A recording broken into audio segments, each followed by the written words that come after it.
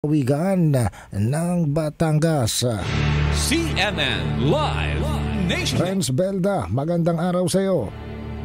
Muling tiniyak ng Batangas Police Provincial Office o BPPO sa pangmuno ni Acting Provincial Director Police Colonel Jacinto Malinaw Jr. na ang halalan 2025 sa lalawigan ng Batangas ay isinasagawa ng maayos, tahimik at payapa. Sa kasalukuyan ng kapulisan ng BPPO ay may sapat na bilang ng mga personnel na nakadeploy sa lahat ng paaralan na nagsisilbing polling o voting centers.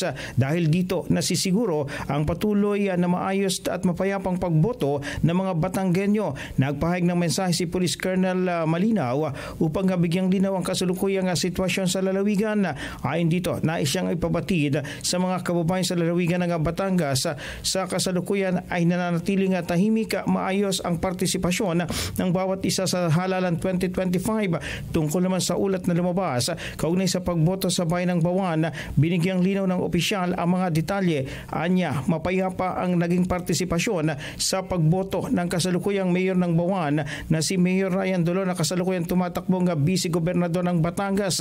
Kasama rin niya ang Sergeant at Arms ng House of Representatives. Maayos at mapayapa ang kanilang pagboto. Ang pagpila umano ng alkalde sa lugar ng botohan ay isang pagpapakita ng paggalang sa mga naunang kababayan na maagang dumating. Walang anumang kaguluhan, hindi pagkakaunawaan o tensyon ang naganap sa lugar. Dagdag pa ng BPPO, ang kapulisan ng Batangas ay katuwang na mga mamamayan sa layuning maging maayos, tahimik, tapat at matagumpay ang halalan sa buong lalawigan. Mula rito sa DWAL CMN Batangas, ako si Renz Belda, nag-uulat para sa Election 2025 Boto Sagrado.